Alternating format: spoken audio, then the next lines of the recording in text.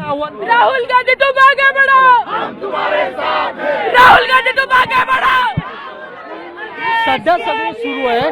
वॉर्डनला call करते, वॉर्डनला 20 ते 30 call केले, वॉर्डन कॉल उचलत नाही आणि आता वॉर्डनचा नंबर बंद आहे का आम्ही यांच्याकडे प्रश्न विचारतो। सीसीटीव्ही बंद आहेत, दुसऱ्या मुली येतात, एबीव्हीपीच्या मुली येतात, त्यांना तुम्ही आतमध्ये जाऊन देतात आणि आम्ही जेव्हा जातो तेव्हा परमिशन नाही जायचं हे जायचं बोलतात। जेव्हा आम्ही त्या मुलीचं नाव सांगतो की ही मुलगी तुमच्या हॉस्टेलमध्ये आहे, आम्हाला 15-20 जोपर्यंत एबीव्हीपी वरती कठोर कारवाई होत नाही तोपर्यंत आम्ही सर्व विद्यार्थिनी इथून जाणार नाहीत, कारण ही तर हुकुमशाही आहे आणि हे बीजेपीने पाठवलेले गुंड आहेत आणि हे प्लॅनिंग करून पूर्ण केलेली आहे, त्यामुळे कठोर कारवाई झालीच पाहिजे। कार्यक्रम मुलींचा आहे आणि मुलींनाच कोंडून हो हेच तर आहे ना, त्यांना भीती वाटलेली आहे, कारण राहुल गांधी उद्या येत आहेत तर विद्यार्थिनी स्वतः स्वयंपूर्ण म्हणून त्या कार्यक्रमात सहभागी होणार होत्या आणि त्यांना भीती वाटली असावी या कारणाने त्यांनी एबीव्हीपीचे गुंड या पूर्ण कॉलेजमध्ये पाठवलेले आहेत आणि एक भीतीचं वातावरण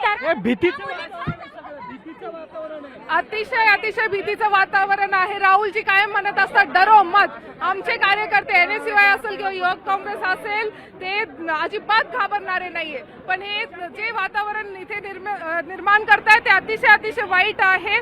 तुम्ही म्हणताय की युवक आपला पुढचा काळ आहे आणि युवकांनाच घाबरवण्याचं काम करतायत, अतिशय खराब आणि खूप वाईट अवस्था इथे आहे। आपण जर पाहिलं तर काही मुलींना कोंडून पण ठेवण्यात आलंय आणि दुपारपासून हे सगळं सुरू आहे। मुलींना लिटरली धमकावलेलं आहे, प्रेशराईज केलेलं आहे, त्यांना म्हटलंय की तुम्ही जर आम्हाला परत पुन्हा बाईट जर नाही दिली, आम्हाला जसं पाहिजे तशी बाईट नाही दिली तर तुम्हाला हॉस्टेलमधून काढून टाकतील ते नाही आणि ते स्कॉलरशिप बंद करतील, हॉस्टेलमधून काढतील। ह्या अनाथ मुली आहेत, ह्यांनी कुठं जायचं, त्या त्यांच्या जोरावरती आज इथे अभ्यास करतायत, एज्युकेशन घेतायत। आम्ही सावित्रीबाईंच्या लेकी आहोत, इथं आम्हाला धमकावलं तर आम्ही अजून मोठी उडी घेऊ शकतो। धमकावलं जाते मुलींना हो नक्कीच, कारण एकीकडे हे जर सरकार बघितलं तर महिलांना सुरक्षिततेच्या गोष्टी करते, पण आज या ठिकाणी ज्या मुली शिक्षणासाठी पुण्यामध्ये आले त्यांच्यावरती कशा प्रकारे दबाव टाकला जातोय हे सर्व आम्ही इथे बघत आहोत। त्या मुलींना आतमध्ये कोंडून ठेवलेलं आहे आणि त्या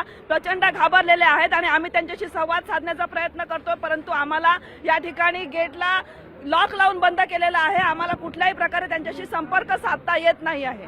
आता काय झालं आतमध्ये, तुम्ही आतमध्ये गेलेले होते?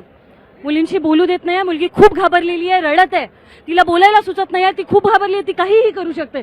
त्यांना आमचं एवढंच म्हणणं, आमच्या डोळ्यासमोर त्या मुलींना सोडा। वॉर्डनला कॉल करतोय, ती किती वेळची कॉल रिसीव्हच करत नव्हती, नुकताच तिने फोन सुद्धा स्विच ऑफ करून ठेवलाय आणि मुद्द्याचं म्हणजे या बीजेपी सरकारच्या पोलीस गुंडांनी आमच्यावरती लाठीचार्ज केलाय। यांना लाज कशा वाटत नाही?